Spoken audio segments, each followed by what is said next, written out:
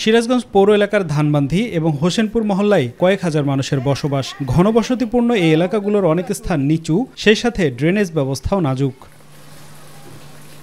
এই ড্রেনেজের সাথে অনেক বাড়ির পয় নিষ্কাশনের সংযোগ স্থাপন করা হয়েছে, ফলে প্রতি বছর বর্ষা মৌসুম এলেই এই এলাকাগুলোতে প্রাদুর্ভাব বেড়ে যায় ডায়রিয়ার।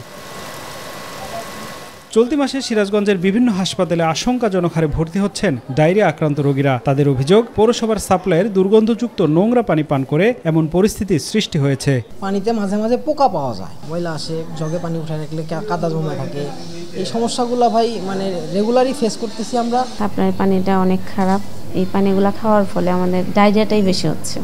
দুর্গন্ধযুক্ত, তারপরে পোকামাকড় পড়ে পানিটা আয়রন প্রচুর। খাওয়ার পরে আপনার হচ্ছে এই ডায়রিয়া হচ্ছে, ব্যাকটেরিয়া হচ্ছে, আর পানি থেকে অনেক বিচ্ছিন্ন গন্ধ আসতেছে। আমরা চাই যে পৌরসভা যেন অতি দ্রুত এসে পুরো পানির ট্যাঙ্কিকে এবং হাউস টাউস আছে সব যেন পরিষ্কার করে। পানির ট্যাঙ্কিতে নামার একটা অংশ আছে, সেই অংশটা আমরা কভারেজ দিয়ে দেব, আর কোনো প্রকার মশাও যেন ঢুকতে না পারে ওখানে নেট দিয়ে দেব।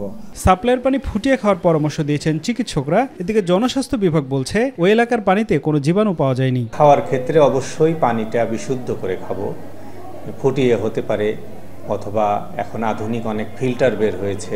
বাসি খাবার যেহেতু আমরা বেশি না খাই। 4-5টি স্পট থেকে পানির নমুনা সংগ্রহ করে এটি আমাদের আঞ্চলিক পানি পরীক্ষাগার বগুড়াতে প্রেরণ করা হয় এবং পরীক্ষার রিপোর্ট পাওয়া যায় যে ব্যাকটেরিয়ার কারণে ডায়রিয়া হয়ে থাকে সেই ধরনের কোনো কোলিফর্ম ব্যাকটেরিয়ার অস্তিত্ব পাওয়া যায়নি। গেল এক সপ্তাহে সিরাজগঞ্জের বিভিন্ন হাসপাতালে চিকিৎসা নিয়েছেন প্রায় 200 রোগী। এখনও হাসপাতালে নারী পুরুষ মিলে ভর্তি আছেন 50 জন রোগী। আফজাল হোসেন, মাই টিভি।